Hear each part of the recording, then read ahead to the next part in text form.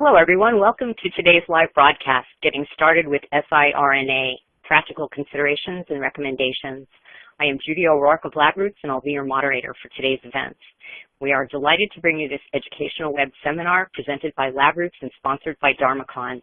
Now a part of GE Healthcare, Dharmacon is a recognized leader in gene modulation research tools with primary focus on RNAi technologies.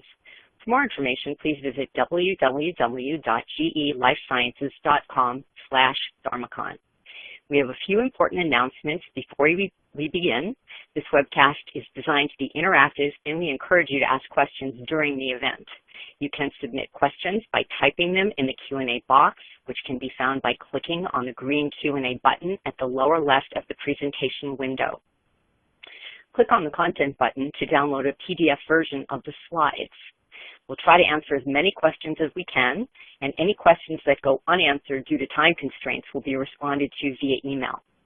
You can enlarge the slide window by clicking on the screen icon in the lower right-hand corner of the slide window. If you have any technical problems viewing or hearing this presentation, please click on the support button at the top right of your presentation window or submit your problem through the green Q&A button lower left. I would now like to introduce today's speaker, Louise Baskin, Senior Product Manager for Dharmacon siRNA and Transfection products. She has been with Dharmacon for over 9 years. Louise? Thank you, Judy. Good morning and good afternoon, everyone. Thank you for joining us today. As you just heard, my name is Louise Baskin, and I'm going to be presenting today some practical considerations and recommendations for getting started with siRNA. So my goal for today is to give you the information you need to improve your results, whether you're getting ready to use siRNA for the first time or if you simply want to reinforce some best practices in your lab. The presentation has been structured around the most frequently asked questions that we get from siRNA users. These include understanding the difference between our available products, when and why to use different types of controls, and strategies for optimizing both the delivery of the siRNA as well as the detection of the knockdown. So just as a brief bit of background on who Dharmacon is, we were founded in 1995 to commercialize a novel RNA synthesis method. And for a number of years following, we had a very nice steady stream of custom RNA synthesis business for all types of applications. But around 2001, when publications about mammalian RNA interference were emerging, we saw this huge influx of orders for short RNA duplexes. So people were doing RNAi for the first time. Now, given that we were already making high-quality RNA oligonucleotides every day, we were very well positioned to be an early provider of siRNA. Our scientific founder quickly saw this as a wonderful opportunity to focus our efforts not only on becoming a key supplier of siRNA, but also investing in understanding RNA interference itself and becoming a technology leader in what was then an emerging field.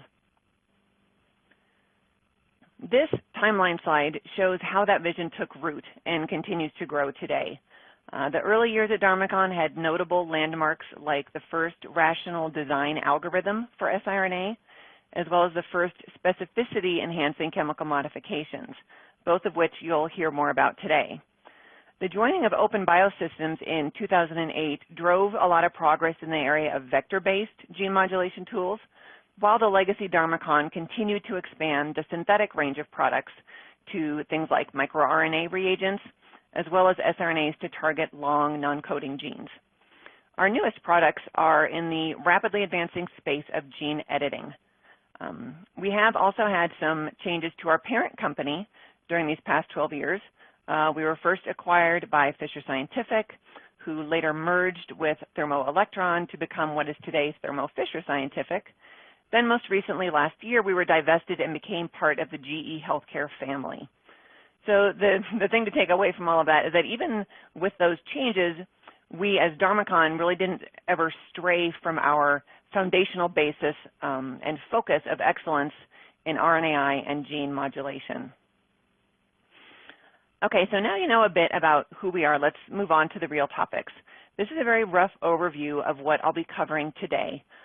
Start with a quick overview of the RNA interference pathway, some of the key components of siRNA reagents that'll help you understand the different product lines and formats that are available, and then some details regarding transfection, use of controls, and considerations in doing knockdown detection that will hopefully start you off on the right foot with your experiments.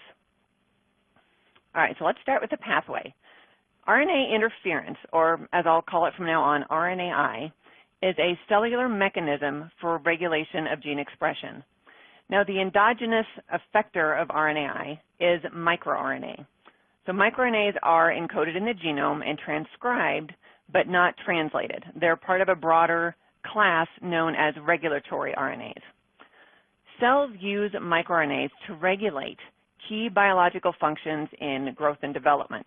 And it's also been found that defined patterns of microRNA expressions, so which ones might be turned on and off at certain times, can be used as biomarkers or indicators of particular cell stages or of a disease state.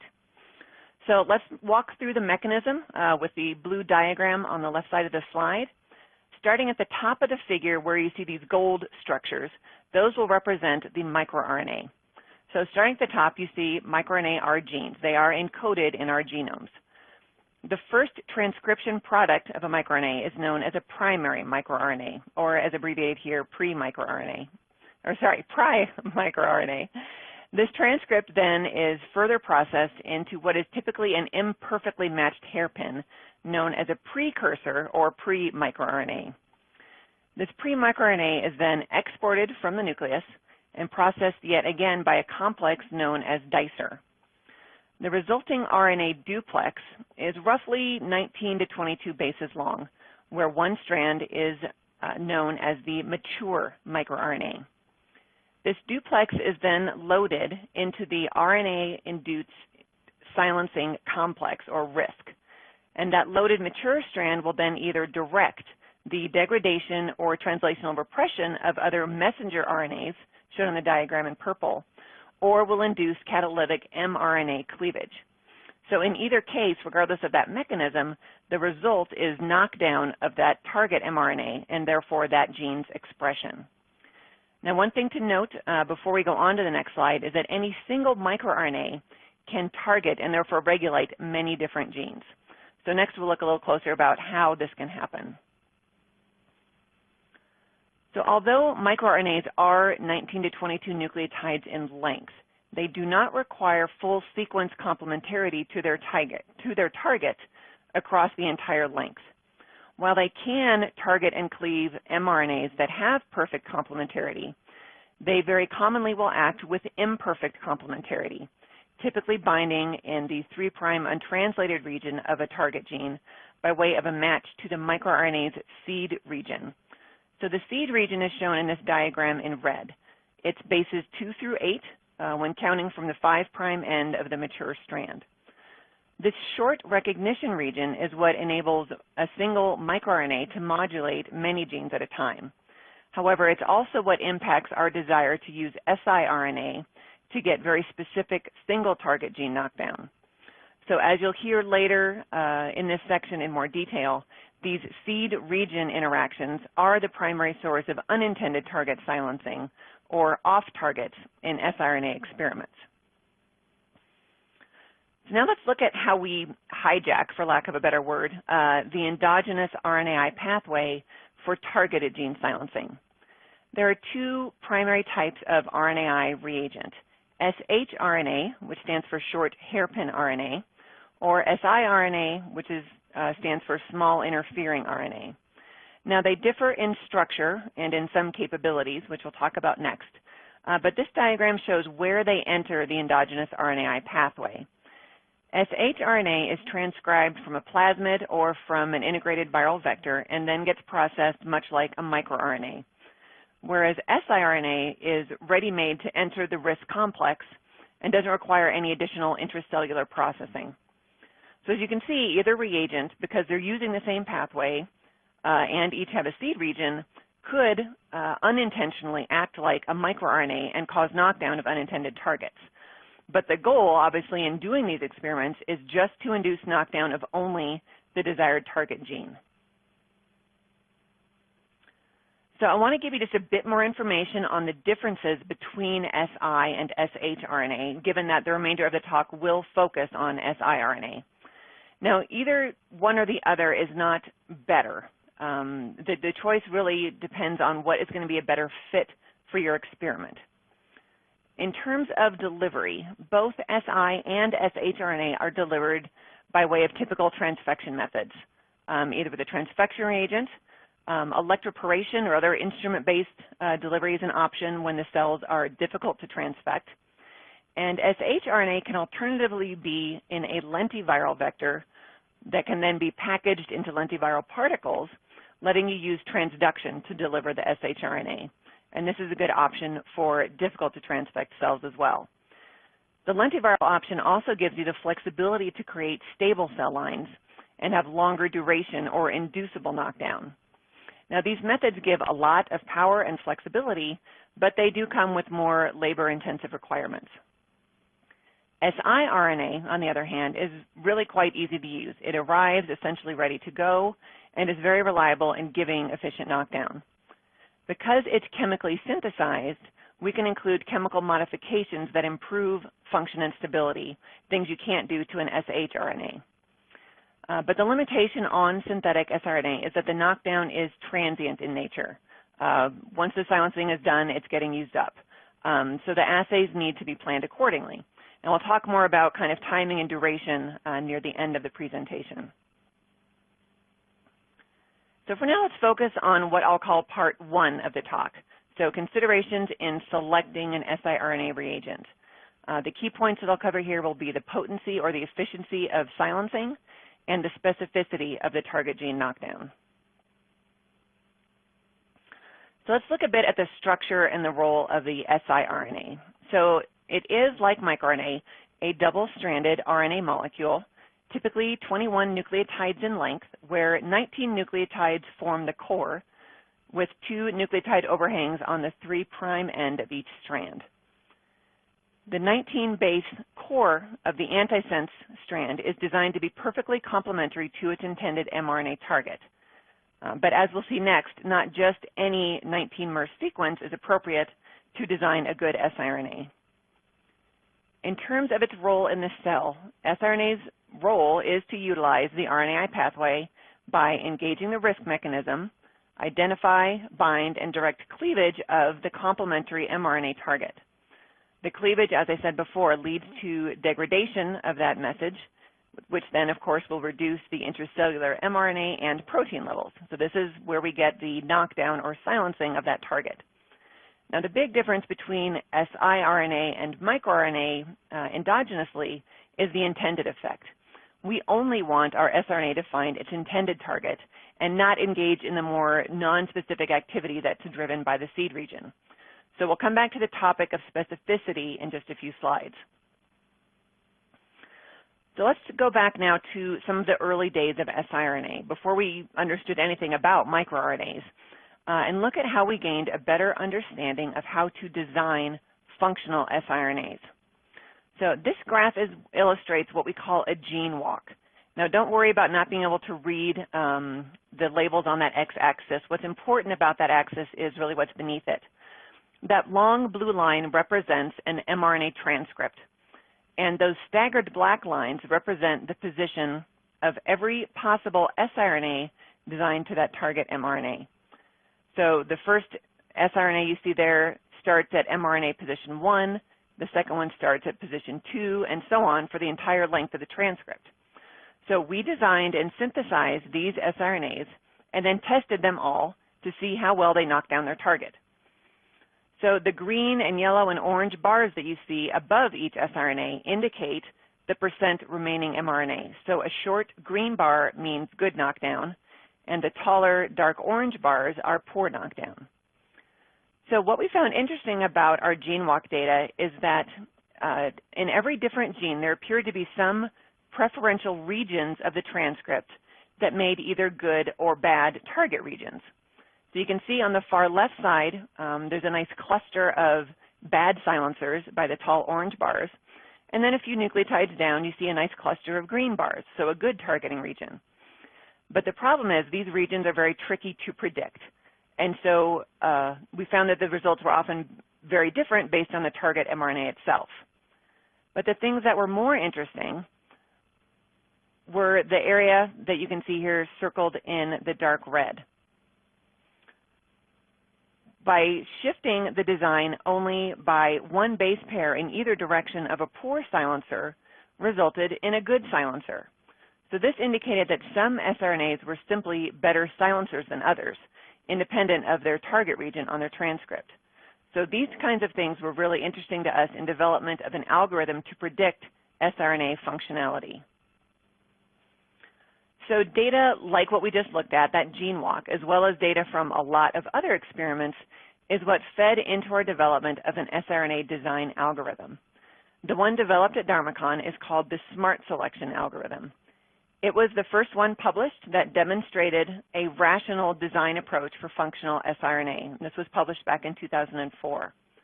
And the graph you see demonstrates that by assigning a score to an siRNA, so the higher scores being along the x-axis, and the scores are based on a number of factors, things like GC content, avoiding certain motifs, showing preference to certain bases in certain positions, etc. The higher scoring siRNAs showed a correlation with higher silencing efficiency, shown on the y-axis. So the data points in the red box are showing that the high scores correlated very nicely with high silencing. So having a method to empirically predict highly functional siRNA enabled Dharmacon to create pre-designed product lines so that customers could simply search for products that target their gene rather than have to design the siRNAs on their own. So today, Dharmacon offers 4 product lines that all utilize the SMARTselection algorithm. So for the purpose of today's talk, we'll focus mostly on our first 2 product lines, siGenome and ON-TARGETplus. Now, both product lines are pre-designed against all protein coding genes for human, mouse, and rat. They both offer guaranteed silencing.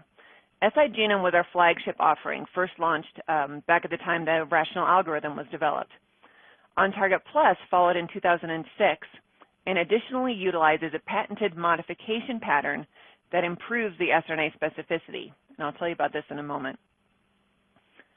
The other 2 product lines that I'll mention, because you will see them on the website, but I'm not really going to discuss them throughout the talk.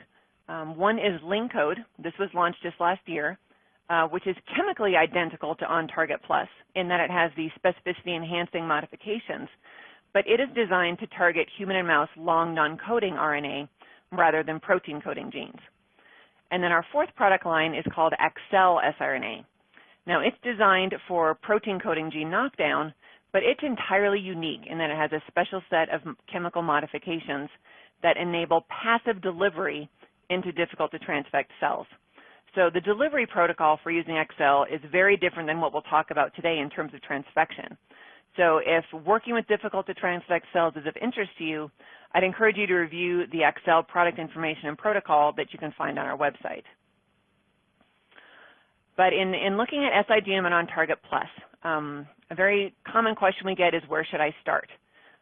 One of the product formats that we sell for all product lines and is rather unique to Dharmacon is called the SMARTpool reagent. So let me explain that a bit more because, like I said, it's typically what we do recommend to first-time users. A SMARTpool is a combination of 4 different siRNAs in a single reagent, but targeting the same gene. So each SMARTpool will target 4 different sites on the mRNA of the intended gene target. And this is a format that Dharmacon came out with back in the early days, and it remains a #1 favorite with our customers, although we do see plenty of individual siRNA sales as well. So you might wonder, well, why do our customers love it so much? And the main reasons they like it are the same reasons as why we developed it. We get improved likelihood of efficient silencing. They don't need to test multiple siRNAs to find one that works really well for their target in their cells. They also get improved specificity of silencing. So we'll talk about functionality first, and then in a moment we'll also look at data that shows how a SMARTpool improves the specificity of silencing. So some might think that putting 4 siRNAs together in one reagent there's a possibility that the silencing will be diluted if there happens to be a poor silencer within that pool, when in fact evidence shows the reverse to be true. Potent siRNAs can outcompete others for engagement with that risk complex. It's one of the design elements in selecting a good siRNA is how well it can be taken up by risk. So what you're seeing in this figure is knockdown of 7 different target genes, each by 4 single siRNAs, which are the blue bars, and the SMARTpool reagent that combines those 4, which are shown by the red bars. So as with the last one, the lower the bar, the better the knockdown. As you can see, in all cases, the SMARTpool worked just as well as the most functional single siRNA in the pool, but we only had to do a single experiment to get that result. This is why the SMARTpool is the only available single reagent on the market that you can purchase that carries a functional guarantee. Now you might wonder, once we had this data, why didn't we just throw away, for instance, siRNA number 2 targeting RB1 if it didn't silence very well? Well, what we haven't discussed, but I do want to make sure I mention briefly while you're seeing this data, is that the functionality of each siRNA can change with different cell types. For instance, if a particular siRNA works really well on a particular transcript that's predominantly expressed in one cell type but not the other, by targeting 4 distinct sites across conserved regions of all transcripts, a SMARTpool gives a better overall likelihood of functionality. Now let's start our look into specificity. So this graph is similar to the ones we've seen, we just have it tipped onto its side. And so the red and black bars are showing both the mRNA and the protein levels, in this case of the gene target MAPK14, and it's being nicely silenced by 8 different single siRNAs. And that last set of data for luciferase is just there as a control. So in seeing the knockdown levels here, no one would argue that each of these MAP14 siRNAs is functional. However, each of these knockdown experiments was accompanied by genome-wide expression analysis, the results of which are shown on this heat map. Now I'm going to be showing a few more of these heat maps, so just to orient you, the green signal indicates genes that are being silenced or downregulated, and the red signal indicates genes that are upregulated. The cutoff is typically a 2-fold change compared to untreated. So what we're seeing here in these patterns of expression changes are what we call unique off-target signatures based on the off-targets being caused by each of these different siRNAs. So while we can easily say that each one is functional in that it's knocking down its target, we cannot say that they are all equally specific. Now the problem of off-targets in RNAi experiments, as it was observed more and more by our customers in those early years, really became a big focus for Dharmacon, starting with data like this, which was generated from a collaboration that we had with Rosetta Genomics. Now at that time, and even today, it's common to hear researchers or other vendors talk about reducing the siRNA working concentration as a method for alleviating off-targets. And in general, I would completely agree, but there are risks, and this data should demonstrate that. So this heat map, again, where red and green lines indicate up and down regulation of genes, this shows the genome-wide expression level changes when cells are treated with decreasing amounts of the same siRNA. So treatment with 100 nanomolar on top, titrating down to 0.1 nanomolar on the bottom. Now the bracketed area indicates the off-targets.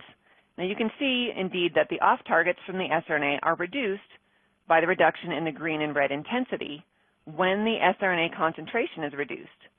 But the knockdown of the desired target, which is shown here outlined in orange, is also being reduced. So by reducing the overall siRNA concentration with the goal of reducing off-targets, you're also introducing the risk of poor target silencing. Now the threshold where this happens cannot be predicted, and it's going to be different for every siRNA and every target and in every cell type.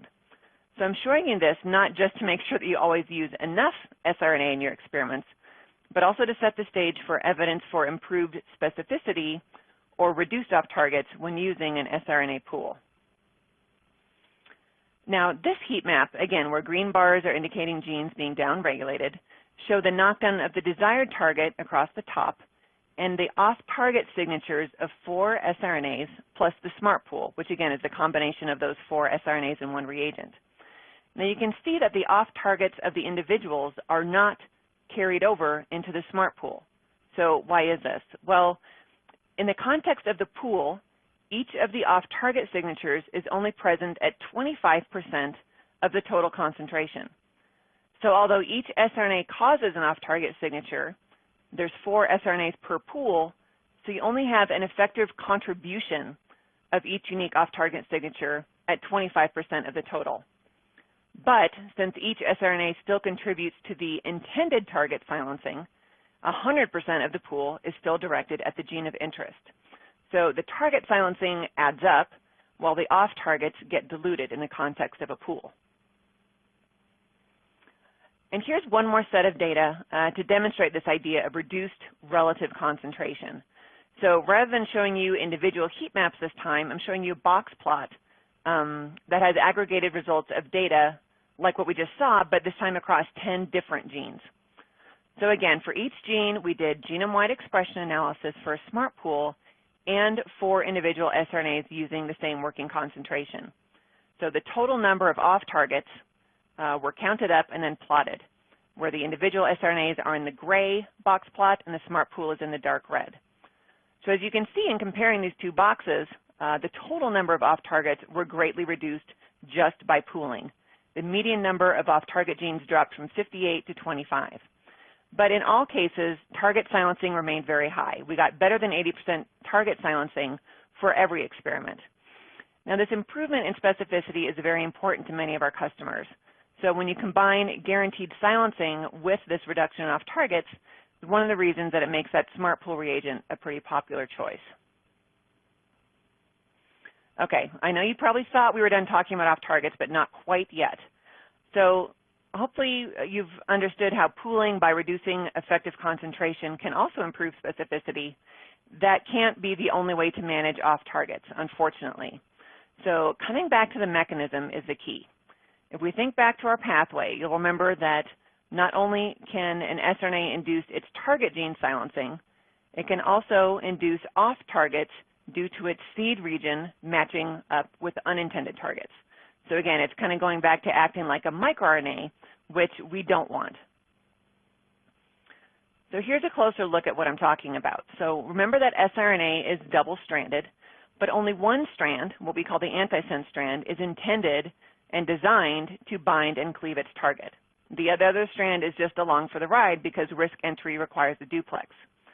So it's very common to inactivate the sense strand, either with chemical modifications that prevent entry into risk, or simply use the natural thermodynamics of the duplex to favor antisense strand loading. So that's a key component in functionality. So now that we have the desired strand loaded, that strand can do one of two things. It can do what we want it to do, which is to find its perfect complement and cause on-target silencing, but it can also act more like a microRNA and cause off-targets due to those interactions only from the seed region. So the next phase of Dharmacon's collaboration to look at off-targets included stepwise modifications to the antisense strand, primarily focused in and around the seed region, to see whether we could disrupt this microRNA activity while maintaining functionality. Now, the results of the study were published in 2006, and this is kind of a key takeaway figure of what we found. So here we have yet another heat map, this time in blue and fuchsia instead of green and red. It's showing the results of a single siRNA design, but with a different base or pair of bases carrying a chemical modification. So the intended target knockdown is indicated by the MAPK14 label shown on the heat map. So you can see by looking at that nice dark blue, all of these siRNAs were functional in knocking down the target. Along the left side of the heat map, you can see an indication of which base or pair of bases was being modified in each of these experiments. The region around the orange box shows the off-target signature for modifications that occurred within the seed region. Most notably, I want you to see what's inside the green box. When we modified positions 1 and 2, or just position 2 of the seed region, the off-target signature was almost totally eliminated, but the target silencing, shown by the MAPK14 arrow, was still retained.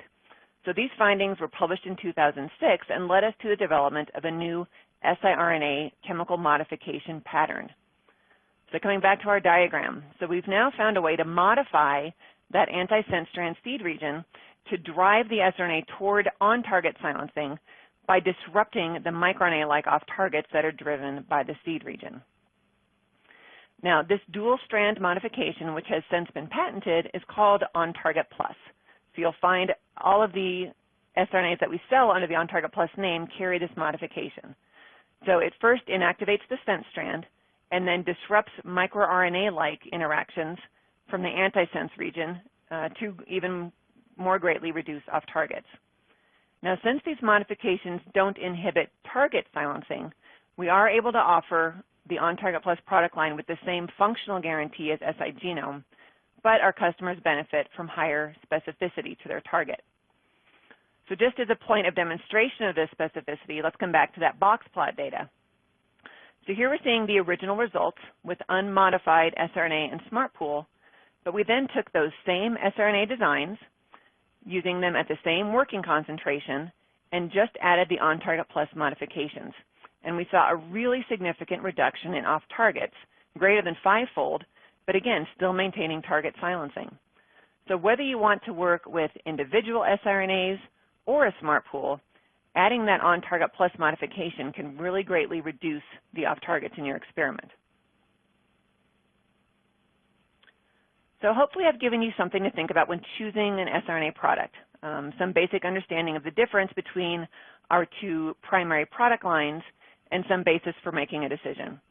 So in terms of the product line, if you're on a budget and really just want guaranteed silencing, you should choose siGenome. It's a very reliable and highly functional product. But if you're also concerned about off-target effects disrupting your assay and you want highly specific reagents, you should choose ON-TARGETplus. In terms of product format, if you like the idea of a single guaranteed reagent, then a SMARTpool might be your best option.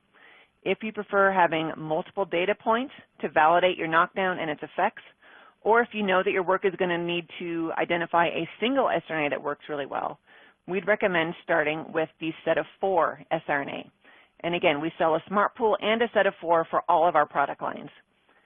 Now, I've mentioned the functional guarantee a couple times, so let me just give you a little bit more detail on that. For siGenome and ON-TARGETplus, both the SMARTpool and 3 of the 4 individual siRNAs are guaranteed to silence by at least 75% when measured at the mRNA level under optimal transfection conditions. Once you've chosen and purchased an siRNA product, I just want to give you a few basics on how to handle it. This information is covered very in-depth in our protocols and in our product insert. At the bottom of the screen here, you'll see that we also have a video that walks you through RNA resuspension. The siRNA is shipped in a dried-down form. Dry siRNA is really quite stable, so we can ship it at ambient temperature.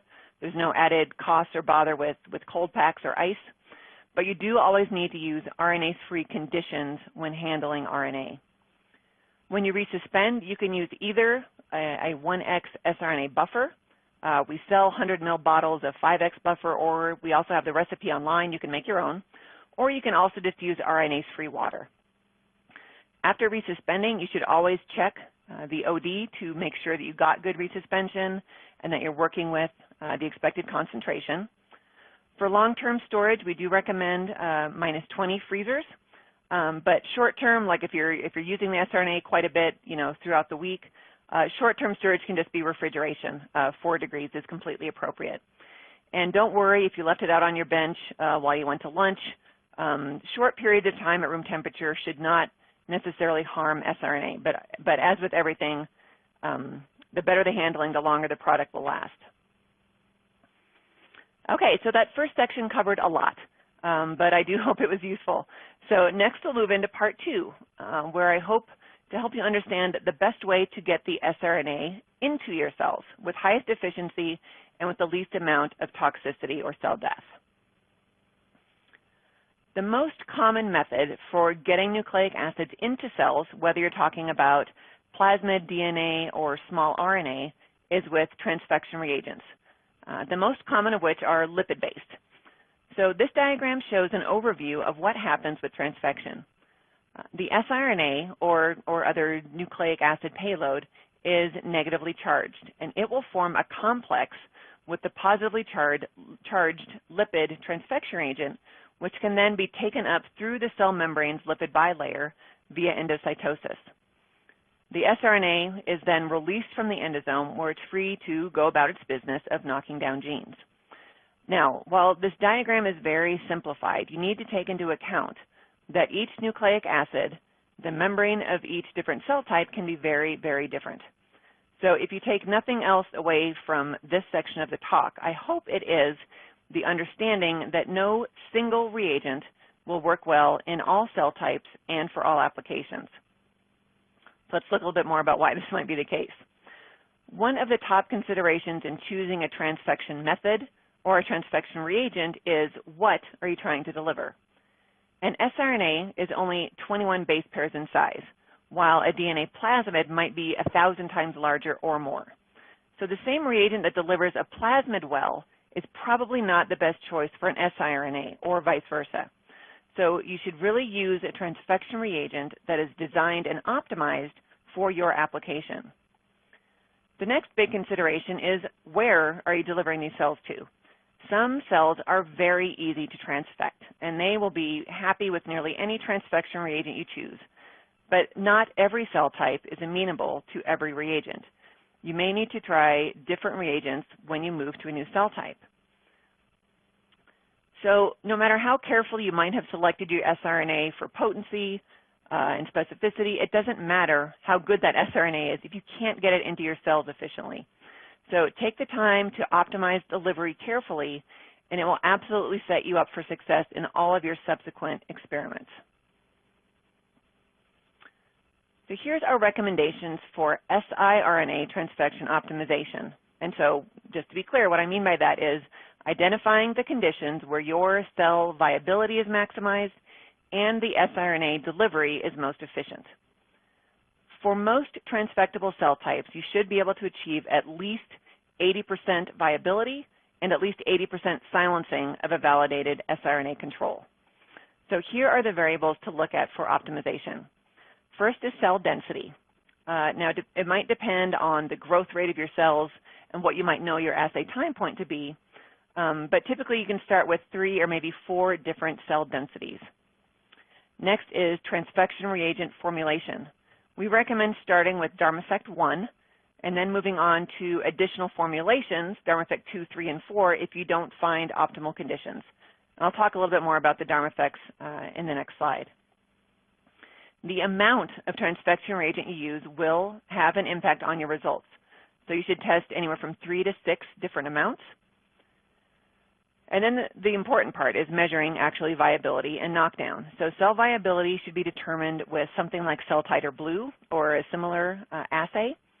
And then, of course, the transfection efficiency itself, which needs to be measured by mRNA knockdown from a validated positive control siRNA. And this positive control siRNA is used as a constant concentration.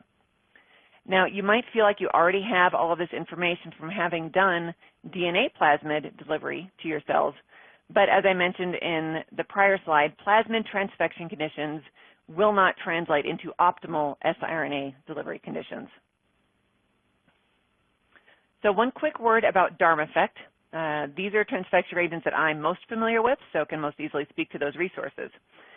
These were developed specifically for small RNA delivery. So these are what we recommend for siRNA or microRNA reagent transfection.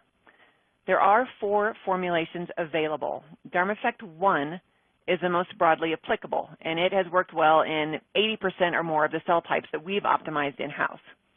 However, there are cases when we move on to DharmaFECT 2, 3, or 4 when we don't get optimal results with DharmaFECT 1. Remember I said there is no single reagent that will be optimal in all cell types. So to help you in choosing a formulation, we have a resource called the DharmaFECT Cell Type Guide. I'm showing a small snapshot of it here on the slide.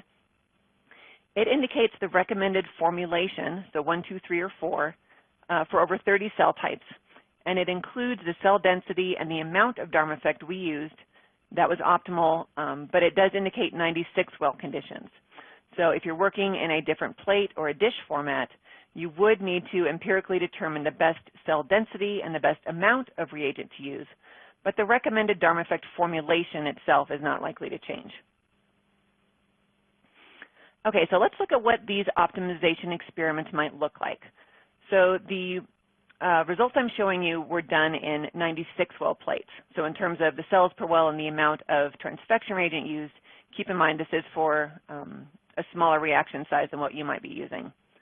Now the first example is for DLD1 cells. And you can see along the bottom we have 3 different cell densities, 6 different amounts of transfection reagent, and the siRNA used was targeting PPIB, and it was kept at a constant working concentration of 25 nanomolar. So now the blue bars show the amount of remaining mRNA. So again, low bars equals good knockdown. The dark blue squares are the Alamar blue results to measure viability. So we're looking for low blue bars with high viability scores that we achieved with the lowest amount of transfection reagent. So I've outlined 2 of the best results in green. Now both of these gave about 80% knockdown, and in general these cells didn't seem to have a bad response to transfection in terms of viability. Throughout all of the conditions they stayed pretty happy and healthy. So the decision you'd have to make with these results is which of the cell densities might be best for your experiment. If you have very slow growing cells, for instance, you might start with a slightly higher cell density. The second example is for ARPE1 cells. Now, as you can see, there's a dramatic difference in terms of the viability scores compared to the DLD1 cells above. These are much more sensitive to the higher amounts of the transfection reagent, especially at the lower cell density. But, again, as outlined in green, we were still able to find at least 2 good candidates for optimal conditions to use going forward. Now, the other thing I want to point out about this data is how it illustrates that the same conditions in one cell type do not necessarily translate as optimal into another cell type. And also it illustrates the differences in terms of the sensitivity to the transfection process itself, as you can see from the big difference in the viability results. So even though it is more work, it is essential to the long-term results and success to re-optimize transfection for any new cell lines you're working with.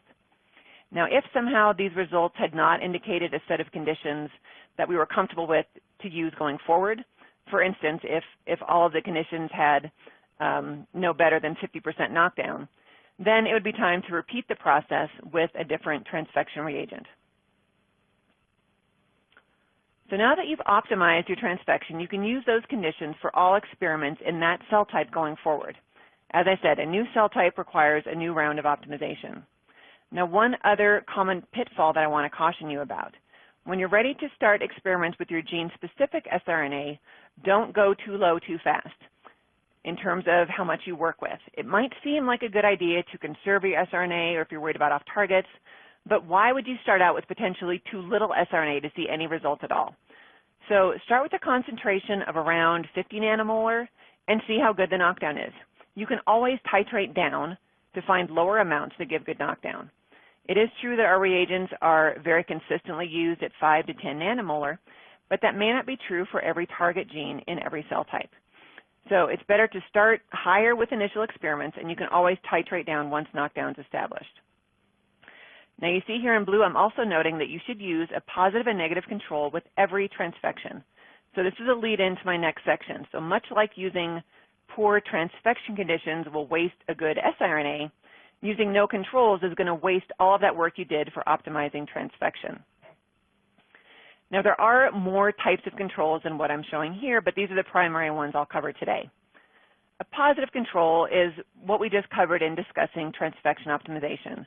It's an siRNA known to knock down a target in your cells that you can use to monitor the delivery efficiency in an ongoing way. A negative control, or as we often call them in the world of RNAi, a non-targeting control, is just that. It's an siRNA that has no target in the cell and is therefore a baseline reference for the target-specific gene knockdown. And then there's the easiest control to use, which is untreated cells. So these have no transfection reagent and no siRNA. They serve as a baseline reference for viability and gene target mRNA and protein levels. So the idea being that you first compare your non-targeting control to untreated. Now, are you seeing any viability problems due to transfection, or maybe your non-targeting control itself is having some effect? Well, you don't want that. You want to be able to normalize knockdown to your non-targeting. One of the things that is highest on the wish list of our tech support staff is that more people would use positive controls after hearing this webinar. So everyone seems sold on the idea of using a negative control, but ongoing use of positive controls is not as frequent as we would hope. Why do it? Well, because then you have ongoing assurance that each transfection has been successful. Now, even though I'm sure everyone on this call is really great at the bench, it's possible that pipetting errors can happen. Poor resuspension of siRNA can happen. Now, without a positive control in your RNA experiment, there's no way to troubleshoot if the problem is with the transfection, the siRNA itself, or something else entirely. So as with the transfection optimization experiments, we recommend an siRNA targeting a housekeeping gene or some other constitutively expressed gene, something that won't impact cell viability when silenced. Now, the ones that we sell for this purpose target PPIB, or cyclophilin B, GAPDH, and lamin AC. So what I'm showing you now is completely fictitious data, although it is based on a true story. So here we have a knockdown experiment for 6 different gene targets and a non-targeting control. So again, a low bar is good knockdown. Now, this person used their optimal transfection conditions and was kind of disappointed to see that they weren't getting the robust knockdown they were hoping for. So what happened? Did they not use enough siRNA? Did their transfection not work as well as they hoped? Well, we don't know because there's no positive control to compare it to. Now let's say the researcher decided to repeat this experiment and then maybe also asked a colleague to run it. And here are those results from 2 more replicates of the same experiment. Well, now what?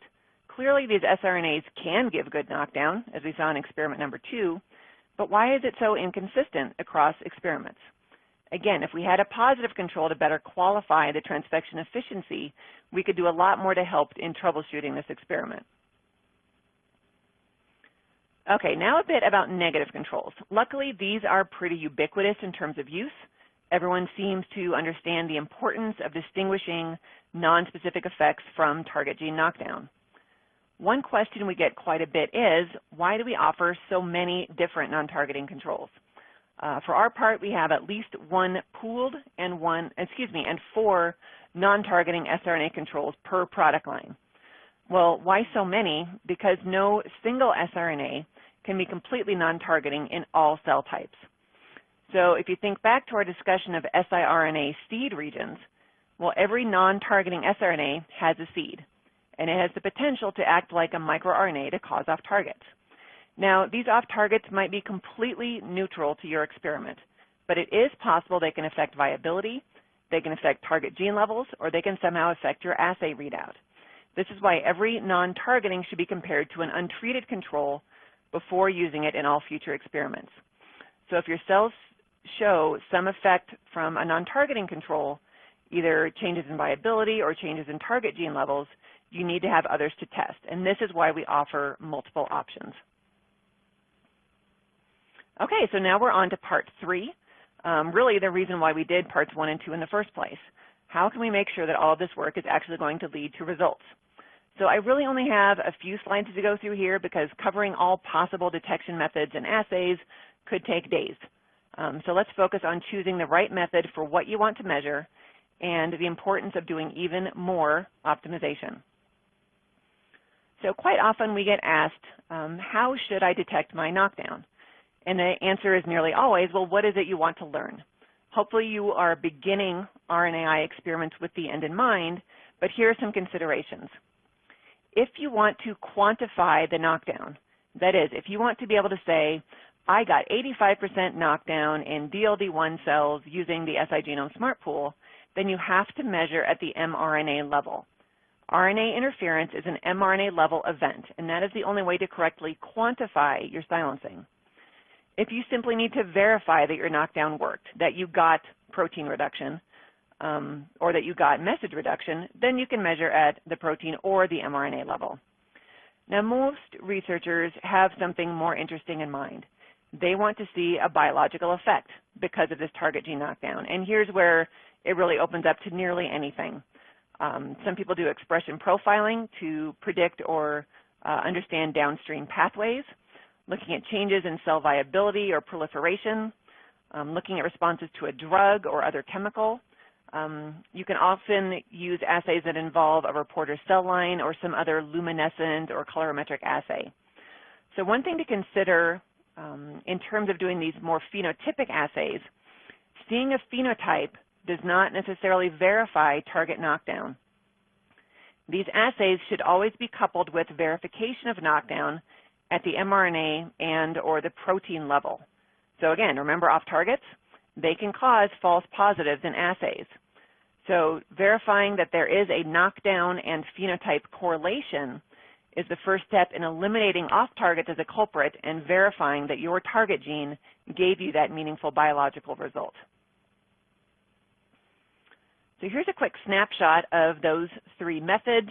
I've noted the most popular technique, and I've also indicated the recommended time window for measurement. So mRNA knockdown is done most commonly with reverse transcription quantitative qPCR. It's typically detectable around 24 hours post-transfection, but it's also useful to maybe try it at 48 hours as well. Protein measurement is typically done with a Western blot, and it can be anywhere from 48 to 96 hours post-siRNA transfection to do this detection. Now, why such a wide window? I'll tell you on the next slide. The same time window is typically true for a phenotype. So again, whether it's a viability assay or some other reporter system, sometimes they can be detected rather early, but anything that has longer-term downstream effects of the gene silencing can take many additional days to develop. So when it comes to detection, timing is everything. You have to consider, among other things, the duration of the knockdown itself. So remember that siRNA itself has a transient effect. The effect is dependent on the potency and the amount of siRNA used, but then there are other biological factors that come into play in terms of how long you can expect to see an effect and how long it might take to develop. So you need to think about the rate of cell division, how quickly are your cells growing and dividing, and how quickly the turnover rate might be for your target mRNA and your target protein. So you can imagine that a long-lived protein can be very hard to knock down with RNAi, which is a method that works at the mRNA level. So if the protein doesn't turn over very often, it can make for a troublesome RNAi target. Okay, so I think I've covered time point. Also consider how far downstream of the RNAi event is that you're measuring. Are you detecting mRNA or something that might happen 3 or 4 steps into the biology? You should also take into account the number of cells you're starting with and how many you might have at the time you're ready to measure. Do you have enough cell lysate to run a Western blot? Or are your assay reagents potentially toxic to your cells if they're at too low of a density? And then lastly, there's a lot of work to be done in assessing the optimal assay reagents and controls. I won't even attempt to cover it here, but you need to think about things like whether you have a good antibody for your protein target, whether you have a positive control for your phenotype, and whether you have a good reference gene for RT-qPCR. Now, hopefully the vendors who provide and support these tools and assays can offer much more expert guidance for your particular needs. So that brings us to the end of the overall discussion. Hopefully you have the information you need, or at least a start on where to look for choosing the siRNA reagent that will be most suitable for your experiment. Now remember, transfection optimization is not one size fits all, so take the time to find the best siRNA delivery conditions, and it will pay off in the long run with much more reliable and reproducible results. And last, the ongoing use of proper controls, in addition to optimization of the detection time point, will also keep your results on track. All right, that's it. I know we're nearing the end of our time, but we do have time for some questions. I want to thank you for joining me today. Hopefully it was time well spent, and that what you learned will save you some time and effort in your upcoming experiments. Judy, over to you. Thank you for that informative presentation. Before we get started on the question and answer session, I would like to remind our audience how to submit questions. You can submit questions by typing them in the Q&A box, which can be found by clicking on the green Q&A button at the lower left of the presentation window. We'll try to answer as many questions as we can. And our first question is, if I use a SMARTpool to silence my gene, do I also need to use SMARTpool controls? That's a good question. We do often get inquiries about kind of matching controls to the gene-specific reagent. Now, it's not required. Now, most people do choose to stick with the same format of their controls. So a SMARTpool control with a pooled siRNA or a single siRNA. And the same is true with product line. People using siGenome siRNA tend to use siGenome controls. But we do have a lot of customers who, for instance, might really love the ON-TARGETplus non-targeting pool, or they might have a favorite positive control single siRNA that they want to use in all of their experiments because it's very well validated in their cells and it's very clean and it's been going fine for them, and that's fine. So it's not required, but it is somewhat recommended if you haven't started yet. Okay, next, are there any methods for identifying if your phenotype is due to off-target effect? That's a good question. There are many methods for this. The most common and really the simplest approach is to use multiple siRNAs, so like something like the set of 4, and show that each different siRNA design gives the same phenotype and that the phenotype has a correlation with target knockdown. So by having this redundancy of multiple data points really can give you much more confidence that it's not due to an off-target effect from any one seed region or other siRNA-like effect. There are more sophisticated approaches for this in terms of doing a rescue or doing some analytical approaches. And we do have more guidance on the website, but the most common, again, is just to use multiple siRNAs to carry out your phenotype. Okay, and you're asked, one second here, you're asked, can you talk a little about Excel at the end? I'm not sure she means at the end of the presentation. I can certainly mention a little bit about Excel. Yes, it certainly could be a topic all on its own, and maybe we'll do that real soon. Excel was developed to overcome the difficulties in transfection that we often see with cell types like primary neurons or suspension cells. Many blood-derived immune cells are very difficult to transfect and might not be real friendly for things like electroporation, where you might get a lot of associated cell death, or you may not want to use a viral approach for any number of reasons. So Excel has a very different application in terms of transfection because it is self-delivering. It doesn't need to be complexed with anything. It's simply added to the cells and it can get in. We've seen really wonderful results from the community. We have a list of publications and published references on our website. Lots of work in primary neurons, work in vivo. It's worked wonderfully with an inhalation method to get knockdown in lung, as well as a lot of different immunological cell types. So we can certainly make sure to write back to whoever was that asked that and point them towards a lot of those resources. Okay, we have time for one more question right now. Are the Excel siRNAs custom-made, or are they available as pre-validated products? They are available as pre-designed products. So if you go to our website and do a search for your gene, that will take you to all of our product lines. So not just siRNA, it'll also take you to shRNA. Within the siRNA section, you will typically see for every protein coding gene an ON-TARGETplus set of products, an siGenome set of products, and an Excel set of products. So while we can't necessarily call them validated, they have gone through this same algorithm selection for quality and high functionality. Excel does not carry the functional guarantee. Simply because of these delivery issues, we're not really able to offer it at that same level, but we do have, again, a number of really wonderful results where Excel has shown really good knockdown, and there is no need to design it yourself. Okay, unfortunately, we are out of time. I want to thank the audience for their interesting questions and participation in today's event. I'd also like to thank our sponsor, Dharmacon, for making today's educational webcast possible. Today's webcast will be available for on-demand viewing through May 2015. In order to download the PDF version of Dr. Baskin's slides, please log out of the broadcast after the live session is over and then log back in. Click on the Content button and Files. Then you'll see the PDF of the slides. and you will receive an email from LabRoots alerting you when this webcast will be available for replay. We invite you to forward that announcement to your colleagues who may have missed today's live event. See you next time. Goodbye.